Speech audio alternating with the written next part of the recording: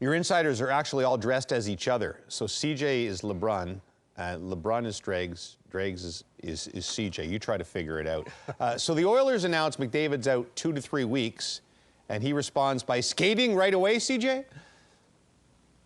That's right. On Thursday morning, Connor McDavid did put on the skates just to test things out with that ankle injury. And, I had a chance to speak to his agent, Judd Moldaver from Wasserman. And, he basically said, look, things are pretty encouraging here. I mean, there was some real concern, obviously, when McDavid left the game earlier this week, flew home, went through the battery of tests he did. And you get that 2 to 3 week timeline. But, at this point, they're going to have to take things day by day, make sure he has no setbacks. But, this is a player that's come back ahead of schedule before and, won't offer any predictions at this point, but certainly, all signs are pointing to him getting up and running here again as soon as possible.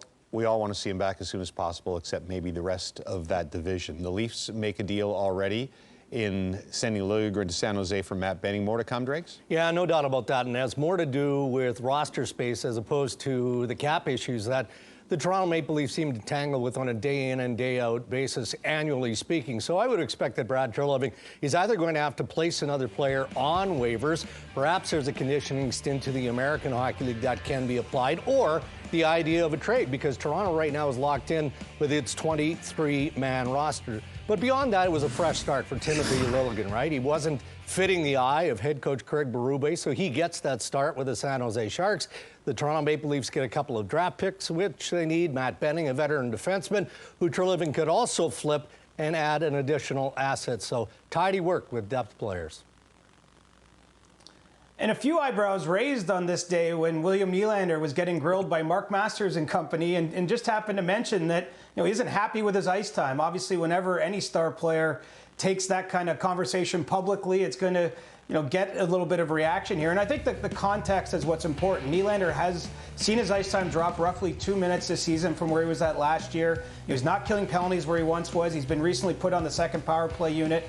And, I think that this is a guy who once doubted his position in the Leafs lineup or how committed the organization was to him. That went away last year when he played so much. He signed that big extension, and I'd sense a little bit of confusion from him behind the scenes on why things have been where they're at. But, Craig Berube says he doesn't mind a player who wants to play more. He's got to earn that ice time. But, something interesting for us to keep our eye on here. So, Pierre, back when we're covering the Cup final and everybody's focused on the Oilers and Panthers, and in the middle of it, L.A. and Washington make frankly, a stunner of a deal. PierreLuc Dubois, that big, long contract, goes to Washington for Dubois-Kuemper. It's early in the season, but do we have some early returns on it?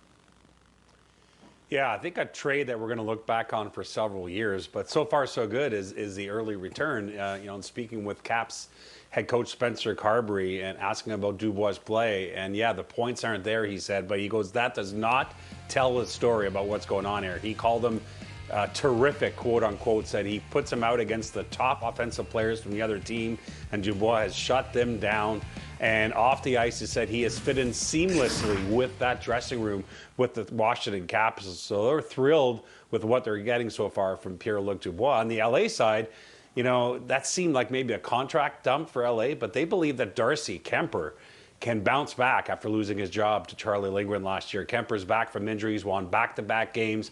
Well, all I can tell you is that when you look at goalies' numbers when they go to LA the last several years, they get better, and they think that'll be the case for Dubois-Kuemper.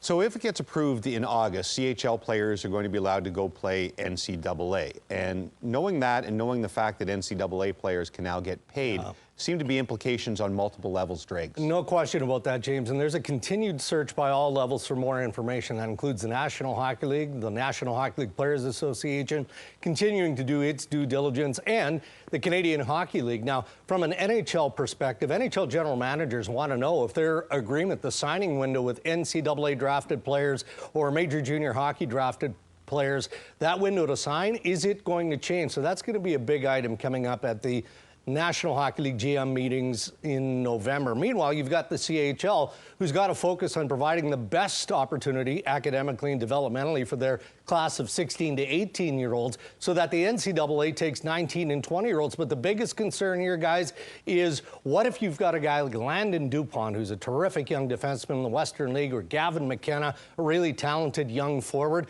What if a top program in the NCAA makes it financially worthwhile for kids like that to jump early. That's the biggest concern among CHL GMs. Right, and certainly a lot of money being thrown around right now in the NCAA. Insider trading.